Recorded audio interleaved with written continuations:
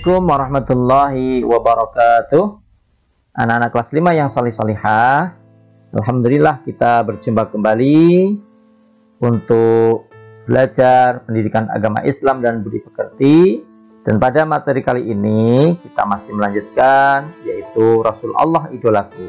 Submaterinya yaitu kisah keteladanan Nabi Muhammad SAW. Baiklah anak-anak sekalian, sebelum kita mulai pembelajaran kita awali dulu dengan berdoa, memohon kepada Allah Subhanahu wa Ta'ala. Bismillahirrahmanirrahim. Rabbi zidni ilma warzuqni fahma. Mudah-mudahan Allah memberikan tambahan ilmu yang bermanfaat kepada kita semuanya, dan Allah memberikan kefahaman kepada kita, serta kita dimudahkan untuk mengamalkannya. Baiklah anak-anak sekalian, tujuan pembelajaran kita pada materi pembelajaran kita kali ini yaitu setelah kalian melihat dan memperhatikan baik-baik tayangan video berikut ini, diharapkan kalian sebagai peserta didik dapat atau mampu yang pertama meyakini kebenaran kisah Nabi Muhammad SAW. Yang kedua, kalian dapat menunjukkan sikap jujur dan peduli sebagai implementasi atau penerapan dari pemahaman kisah keteladanan Nabi Muhammad SAW dengan benar. Kemudian yang ketiga, kalian dapat menjelaskan sikap terpuji Nabi Muhammad SAW dengan benar.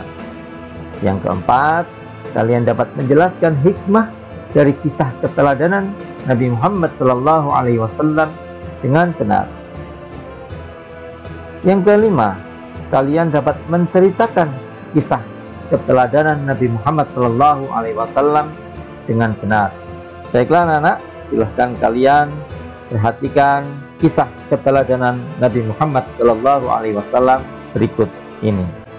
Nabi Muhammad SAW adalah nabi terakhir dari 25 nabi dan rasul, dan tidak ada nabi dan rasul sesudahnya. Nabi Muhammad SAW lahir di kota Mekah Al-Mukarramah pada hari Senin, tanggal 12 Rabiul Awal bertepatan dengan tahun gajah atau 20 April 571 Masehi. Nabi Muhammad SAW sudah dalam keadaan yatim. Abdullah, ayahnya, telah lebih dahulu wafat. Sedangkan Nabi Muhammad SAW waktu itu masih dalam kandungan ibunya, kira-kira masih berusia 2 bulan. Abdullah bin Abdul Muttalib sebagai ayah tidak meninggalkan harta benda yang banyak yang akan diwarisi putranya. Abdullah hanya meninggalkan beberapa ekor unta saja. Ibu Muhammad bernama Aminah binti Wahab dari kalangan suku Quraisy yang terpandang mulia di masa itu. Nabi Muhammad SAW pada masa bayi diasuh oleh Halimah. Setelah usia lebih kurang 2 tahun, Halimah menyerahkan kembali Muhammad kepada Aminah. Pada masa kanak-kanak, Muhammad kecil selalu diajak pamannya Abu Thalib mengembala kambing. Ia senang dengan pekerjaannya dan sayang pada hewan. Karena itu, paman Muhammad sering menyebutnya si cerdas yang lincah dan baik. Pada usia muda, Nabi Muhammad SAW terkenal tabah, sabar, bertanggung jawab, bekerja keras, dan sangat jujur. Sehingga ia diberi julukan Al-Amin, yang artinya terpercaya. Pekerjaan yang digelutinya saat itu adalah berdagang ke negeri Syam. Ia membawa berbagai jenis dagangan milik saudagar kaya yang bernama Khadijah. Karena kejujuran Muhammad, Khadijah jatuh cinta padanya. Khadijah akhirnya menjadi istri Muhammad SAW. Pada usia 40 tahun, beliau diangkat menjadi Rasul. Berdakwah mengajak umat manusia menyembah Allah Subhanahu wa Ta'ala dan meninggalkan kemusyrikan, yaitu penyembahan terhadap berhala. Nabi Muhammad SAW mempunyai kebiasaan berkhalwat, yaitu mengasingkan diri dari keramaian manusia, merenung, mendekatkan diri kepada Allah Subhanahu wa Ta'ala. Tempat yang digunakannya adalah di Gua Hira, kurang lebih 5 km dari arah timur kota Mekah.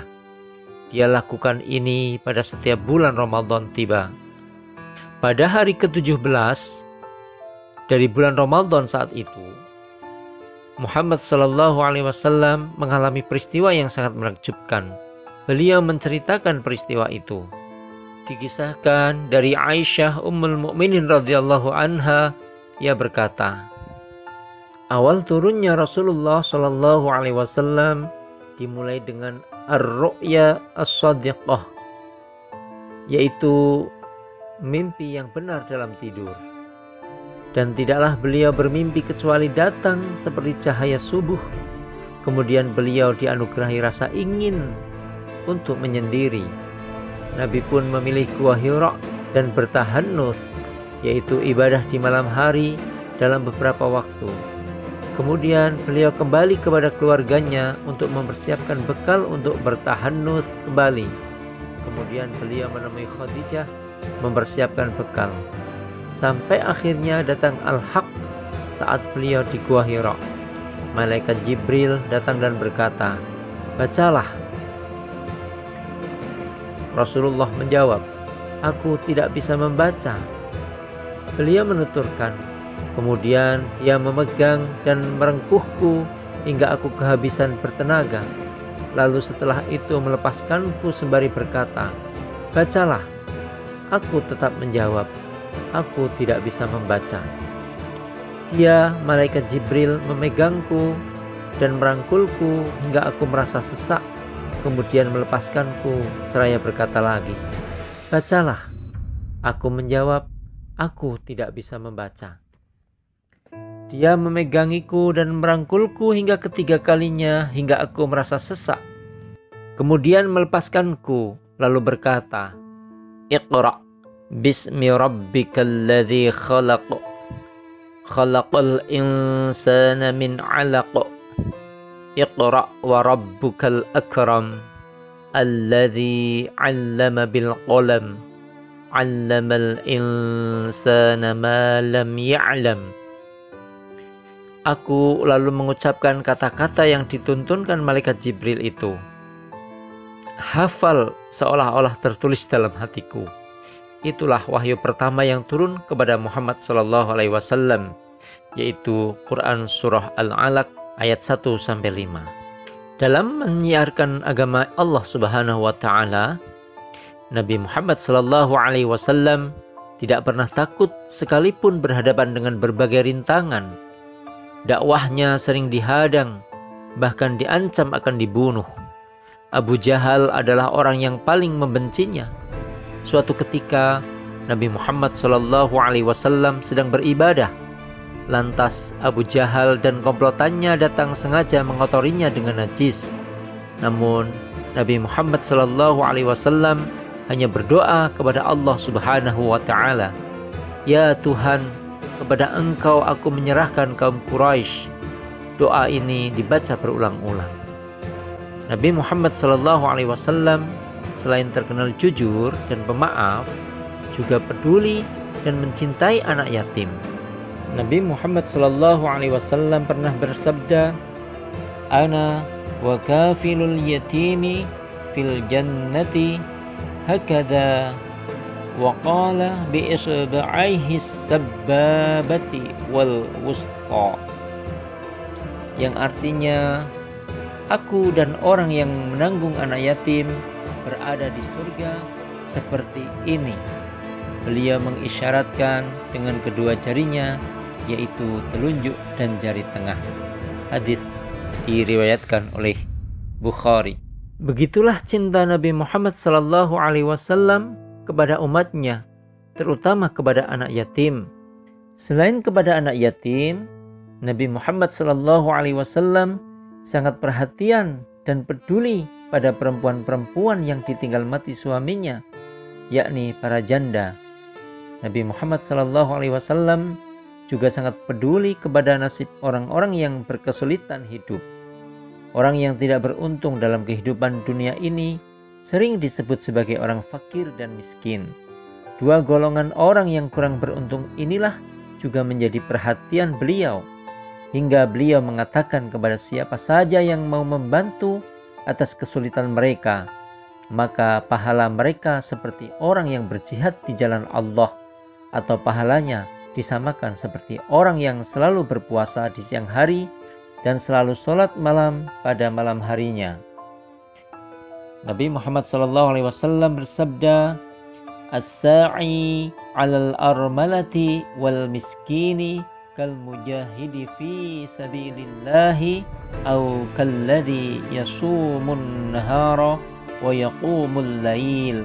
Yang artinya, orang yang membantu para janda dan orang-orang miskin seperti orang yang berjihad di jalan Allah, atau seperti orang yang selalu berpuasa siang harinya dan selalu sholat malam pada malam harinya. Hadis riwayat Bukhari. Nabi Muhammad SAW dalam sebuah hadisnya mengatakan tentang hebatnya orang yang peduli kepada sesamanya. Bila seseorang itu suka menolong saudaranya yang seagama dari satu kesusahan, misalnya jika terkena musibah, dihiburnya dan lain sebagainya, orang yang sedemikian hebat bisa membebaskan saudaranya dari kesusahan itu akan dibalas oleh Allah Subhanahu wa taala dengan dihilangkannya kesusahan-kesusahannya nanti di hari kiamat. Rasulullah Shallallahu alaihi wasallam juga mengabarkan bahwa bagi siapa saja memberi kemudahan bagi saudaranya yang mengalami kesulitan, maka Allah Subhanahu wa taala akan memudahkan baginya dari urusan-urusan di dunia dan akhirat. Rasulullah Shallallahu alaihi wasallam juga memberitahukan bahwa bagi orang-orang yang bisa menutup aib saudaranya, dia akan ditutup aibnya di dunia dan kelak di akhirat oleh Allah Subhanahu wa taala. Aib adalah sesuatu yang apabila dibuka atau dibongkar akan membuat malu bagi yang memiliki aib, dan Allah berjanji kepada hamba-hambanya yang suka menolong itu akan ditolongnya dari segala kesulitan yang dihadapinya. Rasulullah Shallallahu alaihi wasallam bersabda, "Man naffasa an muslimin kurbatan min kurabid dunya, naffasallahu anhu kurbatan min kurabi yaumil qiyamah. Wa man yassara 'ala mu'sirin yassarallahu alaihi fid dunya wal akhirah. Wa man satara 'ala muslimin satarallahu alaihi fid dunya wal akhirah. Wallahu fi 'aunil 'abdi ma kana al 'abdu fi 'auni akhihi." Yang artinya, barang siapa yang menghilangkan satu kesusahan orang muslim dari kesusahan dunia, niscaya Allah akan menghilangkan darinya kesusahan dari kesusahan-kesusahan hari kiamat. Barang siapa memudahkan orang yang dalam kesulitan, niscaya Allah memudahkan baginya urusan di dunia dan di akhirat. Barang siapa menutup aib orang muslim, niscaya Allah akan menutupi aibnya di dunia dan di akhirat. Allah senantiasa menolong hamba tersebut selama hambanya menolong saudaranya. Hadis riwayat Ibnu Majah. Selain peduli terhadap manusia, peduli juga harus dilakukan kepada makhluk Allah yang lainnya, yaitu kepada tumbuh-tumbuhan, kepada hewan, kepada gunung, sungai, lingkungan, dan lain sebagainya. Nabi Muhammad SAW pernah menyampaikan kisah tentang seorang laki-laki yang peduli kepada seekor anjing yang kehausan. Hanya dengan memberinya minum lewat wadah sepatunya, semua amalnya diterima oleh Allah Subhanahu wa taala, dan juga dosa-dosanya diampuni oleh Allah Subhanahu wa taala. Beliau mengisahkan suatu ketika ada seorang laki-laki sedang berjalan melalui suatu jalan, lalu dia merasa sangat kehausan. Kebetulan dia menemukan sebuah sumur, maka dia turun ke sumur itu untuk minum. Setelah keluar dari sumur, dia melihat seekor anjing menjulurkan lidahnya, menjilat-jilat tanah karena kehausan. Orang itu berkata dalam hatinya, alangkah hausnya anjing itu, seperti yang baru aku alami. Lalu dia turun kembali ke sumur, kemudian dia menciduk air dengan sepatunya, dibawanya ke atas dan diminumkannya kepada anjing itu. Maka Allah berterima kasih kepada orang itu, diterimanya amalannya dan diampuni dosanya. Para sahabat bertanya, ya Rasulullah, dapat pahalakah kami bila menyayangi hewan-hewan ini? Jawab beliau, ya, setiap menyayangi makhluk hidup adalah berpahala. Hadis riwayat Bukhari. Dialah Nabi dan Rasul penutup. Tidak ada Nabi lagi dan Rasul setelahnya. Karena Nabi Muhammad SAW sebagai penutup para Nabi, maka beliau sering disebut dengan Al-Khatamul Anbiya, yang artinya penutup atau penghabisan para Nabi dan Rasul.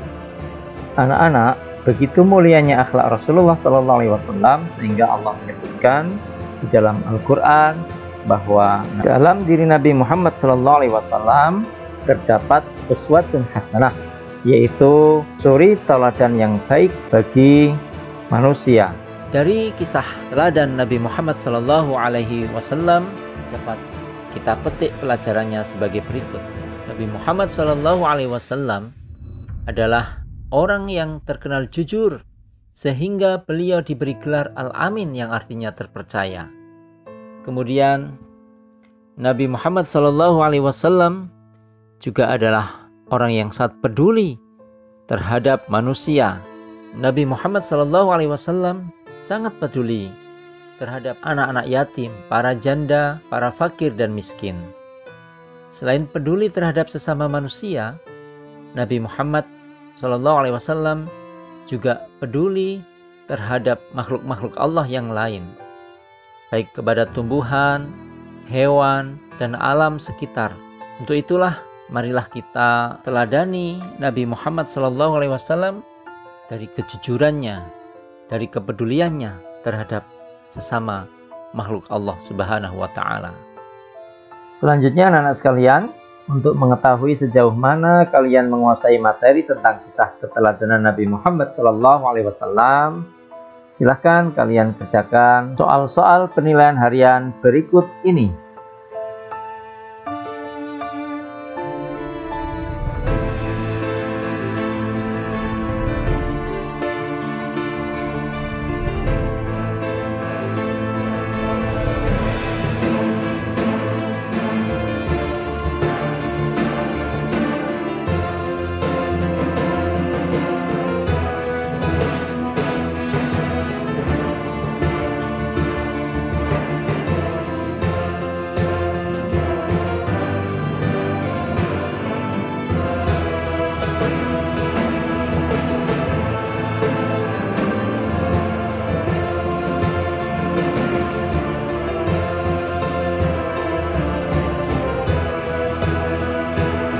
Demikian anak-anak sekalian, pembelajaran kita sudah selesai. Mari kita tutup pembelajaran kita dengan membaca doa sesudah belajar. Alhamdulillahirabbil alamin. Dari Pak Guru cukup sekian, kurang lebihnya mohon dimaafkan. Billahi taufiq wal hidayah. Wassalamualaikum warahmatullahi wabarakatuh.